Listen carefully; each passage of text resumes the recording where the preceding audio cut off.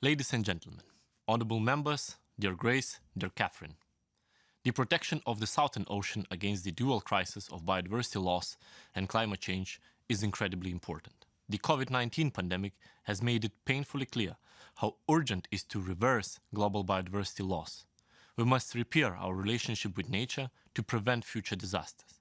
For too long, we have closed our eyes when ecosystems were being destroyed.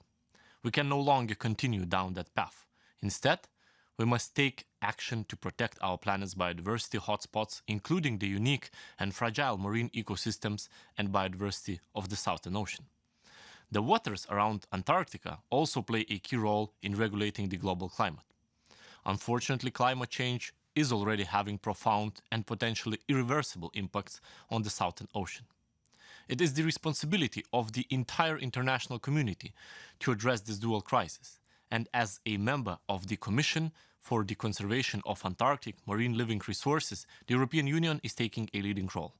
Together with the EU member states, we have proposed to designate 2 new marine protected areas, one in East Antarctica and another one in the Weddell Sea. In addition, Chile and Argentina have proposed to designate a 3rd marine protected area in the Antarctic Peninsula. Although CAMELA initially made good progress in establishing a representative network of marine protected areas in the Southern Ocean, in recent years we have seen increased reluctance from some of its members to agree to new marine protected areas. I will not hide my disappointment about the ongoing resistance to our proposals, but at the same time, I feel encouraged by the broad support we have received from many other CAMELA members so far. The designation of new Antarctic marine protected area is a high priority for the EU and its member states. It's a key deliverable of the EU's biodiversity strategy for 2030 and of our international ocean governance agenda. We will spare no efforts.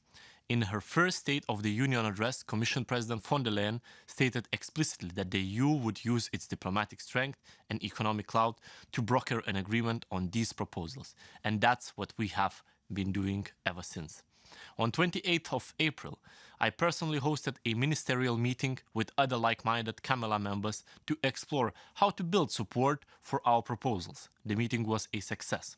We managed to increase the number of co-sponsors for our proposals, which were already being sponsored by Australia, the United Kingdom, Norway, and Uruguay.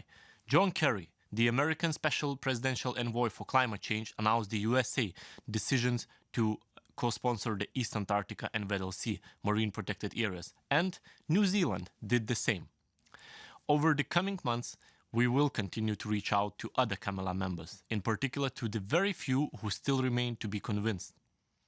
We will keep on pushing for the adoption of our proposals by CAMELA as soon as possible, and if possible, still at its next annual meeting in October later this year. It would be a fitting way to mark the 40th anniversary of CAMELA.